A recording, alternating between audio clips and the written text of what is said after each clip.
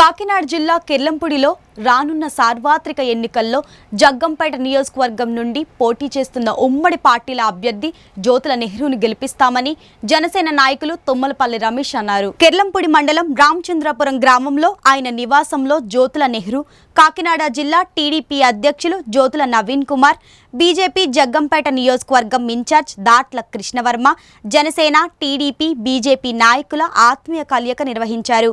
ఈ సందర్భంగా నెహ్రూ మాట్లాడుతూ 13,000 కోట్ల రూపాయలు కేవలం 4 కాంట్రాక్టులకు దోచిపెట్టడం జరిగిందన్నారు. అందులో 2,000 కోట్లు అవ్వాతాతలకు పెంచనివ్వచ్చు కదా అని నెహ్రూ ఎద్దేవా చేశారు. రేపు రాబోయే కాలంలో ప్రజల కోసం నిత్యం పాటుపడే తుమ్మలపల్లి రమేష్ నాయకత్వంలో జనసేన పార్టీ నాయకులు, కార్యకర్తలు అన్ని రంగాల్లో అవకాశం కల్పిస్తానని అన్నారు. ఈ కార్యక్రమంలో టీడీపీ, జనసేన, భారతీయ జనతా పార్టీ నాయకులు, కార్యకర్తలు పాల్గొన్నారు.